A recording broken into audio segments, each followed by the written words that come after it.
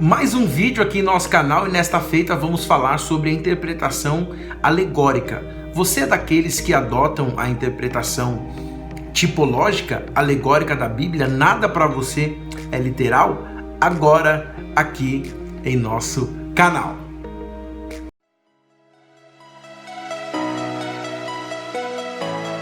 Sejam todos muito bem-vindos aqui em meu canal. Esse é o meu, o nosso canal de teologia, onde nós aprendemos e crescemos na graça e no conhecimento da palavra de Deus. Neste vídeo nós vamos falar sobre o alegorismo, o perigo do alegorismo. Você já viu aquelas séries aqui no YouTube mesmo, no Facebook e em outros lugares na internet, blogs, sites que trabalham o período do fim, o tempo do fim. Eles vão falar sobre o apocalipse, o cavalo, o cavaleiro, tudo relacionado ao tempo do fim tem um tipo e uma tipologia. Tem crescido, inclusive, as escolas alegóricas no Brasil, oriundas de algumas escolas dos Estados Unidos, e isso é um grande perigo e eu preciso despertar a sua atenção para essa questão. Não se esqueça de se inscrever em nosso canal, acionar o sininho para que você receba todas as notificações e fique por dentro do que está rolando aqui no nosso canal. Nosso canal é pequeno, está crescendo e eu louvo a Deus pela sua vida. Você sabe que participando, e assim que batermos 1000 inscritos, eu vou sortear um livro de hermenêutica do Elund. Inclusive vou indicar esse livro hoje sobre esse tema que é muito importante e muito interessante. Eu vou trabalhar com vocês hoje um formato diferente. Estive me preparando para servir melhor vocês, todos os irmãos que são inscritos aqui em nosso canal, para que esse serviço seja algo especial e faça você crescer na graça e no conhecimento do nosso Senhor e Salvador Jesus Cristo. De novo, não se esqueça de se inscrever, acionar o sininho para que você receba todas as notificações e pode ir compartilhando aí o nosso conteúdo nas redes sociais. Pode nos acompanhar no Instagram, pode nos acompanhar também no Facebook. Já tenho mais de 5.000 amigos lá e você pode escolher a opção de me seguir, tá certo? Vou compartilhar agora com você a tela do meu computador. Eu vou virar aqui a tela do meu celular e vou compartilhar a tela do meu computador para que nós possamos, então, trabalhar essa ideia do alegorismo, tá bom? Da alegoria. Vamos compartilhar a tela com vocês. Recentemente, o pastor César Cavalcante, diretor da Faculdade Teológica Bethesda e apresentador do programa Crescendo na Fé, fez um vídeo na sua página falando sobre hermenêutica Thundercats. E é justamente o que tem acontecido em nosso cenário brasileiro com as pessoas. As pessoas querem trazer aquilo que o texto não fala e querem inventar coisa que não tem nada a ver com a Bíblia, não tem nada a ver com o texto. E muitas pessoas na igreja acabam dando glória com isso, acabam glorificando, não é a Deus porque está errado, não é aquilo que o texto fala, forçando a barra para ser o cara diferente, para ser a irmã diferente, para ser o Homem-Aranha ou a Mulher Maravilha da teologia. Isso tem prejudicado muitas pessoas. Então, eu vou deixar o link na descrição do vídeo para que você possa assistir, também se inscrever no canal do Pastor César e acompanhar aí diariamente o programa Crescendo na Fé e participar de todos os eventos que a Faculdade Teológica Bethesda tem feito para beneficiar você que foi convocado pelo Senhor para fazer a obra no ministério cristão. Bom, se você olhar aí na sua tela, eu mostro aqui para vocês o cuidado com o alegorismo. É justamente isso, o cuidado com o alegorismo. Antes de nós trabalharmos essa ideia do alegorismo, porque muitas pessoas, quando falam de alegorismo, quando falam de tipologia, elas recorrem já a Orígenes, que foi um dos pais da igreja, de ter trabalhado ali em Alexandria, já com as origens gregas, essa ideia de colocar tipo em todas as coisas. Só que isso antecede, com certeza, e tem raízes dentro do judaísmo. Porém, acontece de forma totalmente diferente do que muitas pessoas pensam e do que muitas pessoas expõem. Dentro da teologia, dentro da hermenêutica judaica, existe uma forma de interpretação chamada sistema Pardês. O que é o sistema Pardês?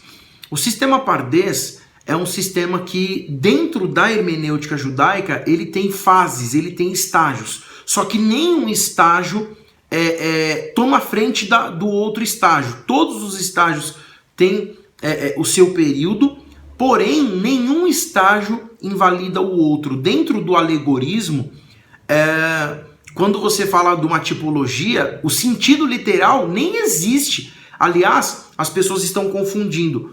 Quando se fala de alegorismo e tipologia, para essas pessoas, nem sequer analisa o contexto de origem da palavra. Por exemplo, analisa o contexto original. Quando você vai falar de contexto original ou contexto de origem, isso não existe. Por quê? O grego, o hebraico, o latim, o árabe, o aramaico, o caldaico, o babilônico, o assírio, todas essas expressões de origem são deixadas de lado e já sai de lá do texto de origem e cai para os nossos dias. É o que nós temos visto muito dentro da teologia, dentro das igrejas, inclusive nos altares. De onde vem esse sistema Pardês? Esse sistema Pardês, um grande rambano, um rabino chamado Moshe Ben Maimon, destaca que a interpretação da Torá existia pelo menos 4 níveis de interpretação. O nome disso é chamado Pardês ou sistema Pardês. Moshe Ben Maimon, está aqui a imagem do grande Rambam, 1138 a 1204 depois de Cristo. Vamos avançando. Para definir aqui o que é o sistema Pardês, nós começamos então com a letra P. A letra P vem do hebraico Peshat, que é o significado mais simples, é o significado superficial, que é o significado literal. Então, logo de cara, o sistema alegórico ou sistema tipológico perde a sua força dentro do sistema Pardês, porque o sistema Pardês encara a interpretação literal como primária.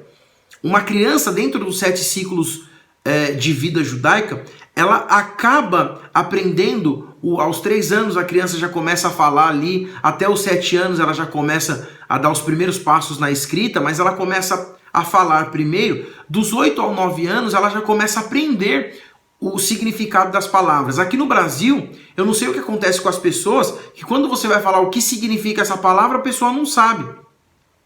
Ela não trabalha com uma questão de morfologia. Um pouquinho mais à frente eu vou trabalhar com vocês a ideia da morfologia. Mas essa pessoa, ou estas pessoas, deixam o sistema original de lado e esquece questão morfológica. Não sabe o significado da palavra e já vai dando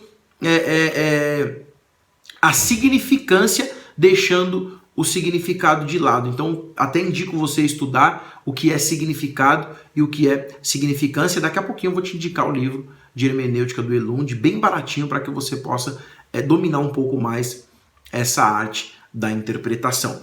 Então, as crianças e os adultos, elas acabam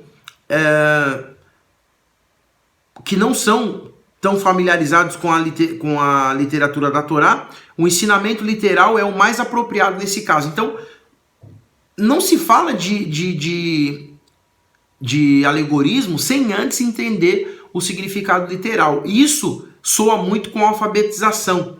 Se você não sabe o que significa aquilo em português, se você não sabe o que significa aquilo no grego, no hebraico, você não pode dar um significado alegórico para aquela expressão, porque você comeu a parte literal com farinha e isso é um problema. Então, toda estrutura alegórica, toda escola alegórica que não encara a parte literal de cara, de falar, isso é alegórico, não é literal, como se fosse ocultar a parte literal, isso não faz bem a hermenêutica judaica e nem qualquer outro tipo de hermenêutica, porque a hermenêutica ela faz uso da exegese, e a primeira questão da exegese é você analisar o contexto literário, o contexto linguístico de uma estruturação dentro daquela perícope. Avançamos.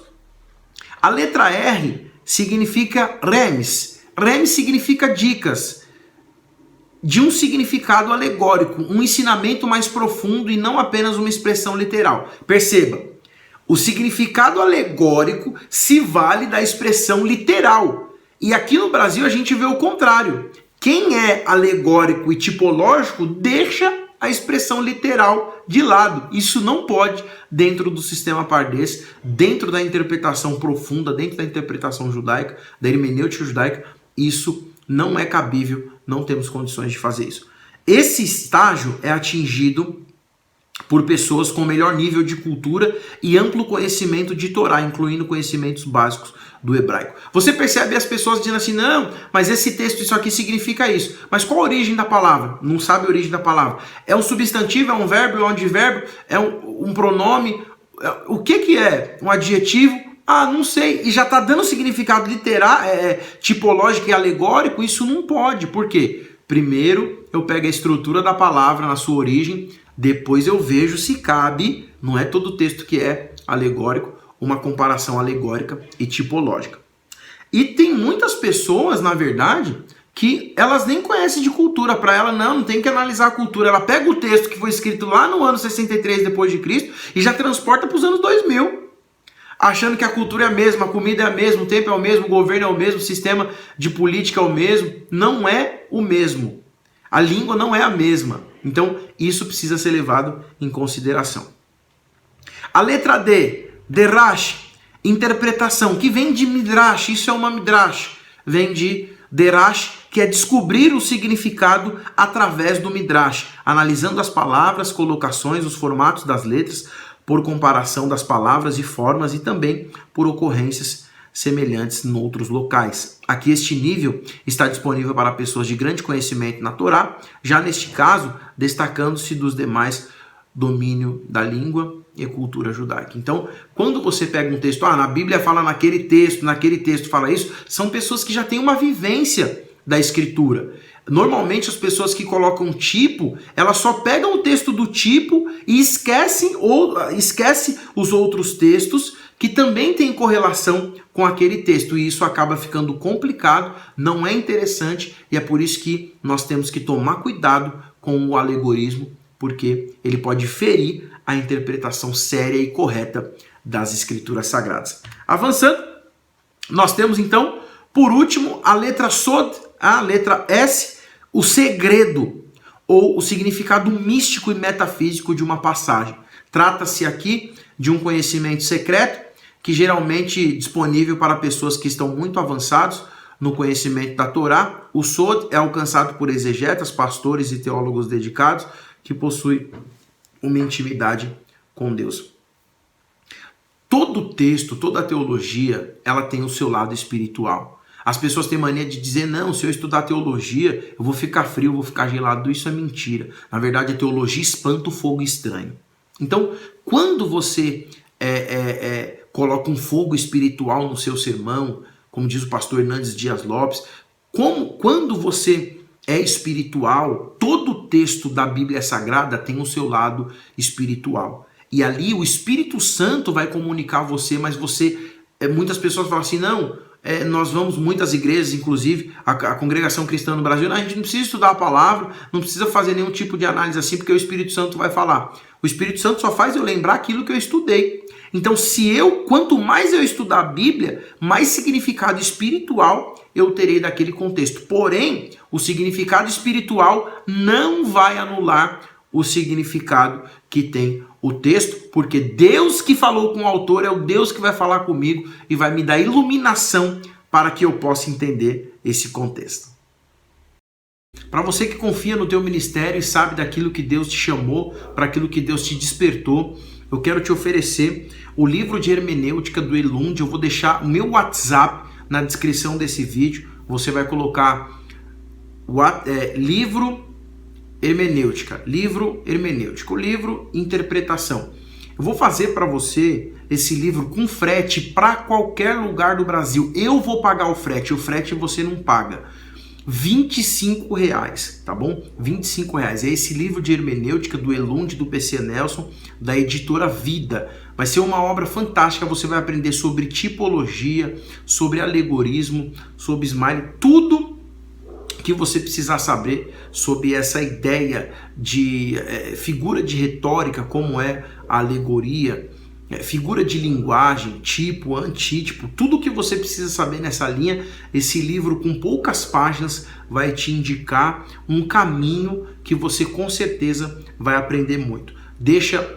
Mande uma mensagem para o meu WhatsApp, livro interpretação, livro hermenêutica. Eu vou pegar os seus dados e a gente vai combinar, eu vou te mandar, vai chegar rapidinho aí no seu endereço e você vai continuar crescendo na graça e no conhecimento do nosso Senhor e Salvador Jesus Cristo. Eu volto a compartilhar minha tela com vocês e nessa feita eu vou dar alguns exemplos de tipologia, de alegorismo e como não é tão simples eu ignorar o contexto original da palavra, morfologia, para se valer da sintaxe, ou seja, significado e significância. O significado é o que traz a morfologia, a significância é o sentido que ela assume numa frase, num texto, num contexto e dentro de uma perícope. Compartilho com vocês e vocês vão analisar como é que eu posso entender a diferença de ambas as questões. Quero compartilhar com vocês o texto de João, capítulo de número 6, o verso é o de número 51. Nós vamos fazer a leitura na versão NVI. Diz assim o texto sagrado: Eu sou o pão vivo que desceu do céu. Se alguém comer deste pão, viverá para sempre. Este pão é a minha carne que eu derramarei pela vida do mundo. É interessante que esse texto é um texto alegórico, inclusive citado pelo Dr. Elund. Se eu pegar esse texto de forma literal, Jesus não está falando para eu comer a carne de Jesus. Jesus não está falando para a gente comer a carne dele, cortar Jesus e comer como se fosse pão. Mas o pão aqui tem o seu sentido literal. Por quê? Jesus estava se referindo à ceia, o sacrifício vicário na cruz do Calvário, e que amanhã ou depois os cristãos estariam fazendo o simbolismo da morte e também fazendo a ideia e a lembrança que Jesus com certeza ressuscitou e voltará para buscar a sua igreja. Então, essa expressão, o pão vivo, o cristianismo foi chamado inclusive de canibais. Os cristãos eram chamados de canibais porque era proibido se reunir em templos, então os cristãos se reuniam em cemitérios, que era o único lugar tranquilo para se reunir e celebrar a morte e ressurreição do nosso Senhor e Salvador Jesus Cristo. Porém, eu não posso deixar o sentido literal da alegoria. Eu tenho que analisar a expressão pão. Deus alimentou o povo no deserto através do pão. O pão era literal, porque existia. Então, participar de algo simbólico não significa extirpar totalmente o seu significado literário, o seu significado literal. Isso não pode acontecer, tá? Esse é um dos exemplos, João capítulo 6, versículo 51. A Bíblia vai falar de vários exemplos, inclusive na pessoa bendita do nosso Senhor e Salvador Jesus Cristo. Também nós vamos analisar uma questão que é complicada. Olhei e diante de mim estava um cavalo amarelo. Seu cavaleiro chamava-se Morte e o Hades o seguia de perto. Foi-lhe dado poder sobre um quarto da terra para matar pela espada, pela fome, por pragas e por meio dos animais selvagens da terra. A maioria das traduções trazem essa expressão como amarelo. A maioria das versões vertem por amarelo. Será que é isso mesmo? Será que a expressão ali no grego é amarelo? Porque é comum a gente ver esses escatólogos de plantão falarem sobre essa questão do o cavalo branco significa isso, o cavalo preto significa isso, o cavalo amarelo significa isso, o cavalo vermelho significa isso. Porém, vamos ao significado morfológico, como aparece para vocês, da expressão cavalo amarelo. Tá? É amarelo mesmo que o texto fala? Bom, aqui eu tenho chleros, né? A expressão em grego é um adjetivo masculino do caso nominativo singular da terceira declinação. Significado é grama verde, verde pálido, esverdeado e verdejante. Aparece 4 vezes no Novo Testamento, nos textos de Marcos capítulo 6, versículo 39, Apocalipse 6, 8, Apocalipse 8, 7, Apocalipse 9, 4.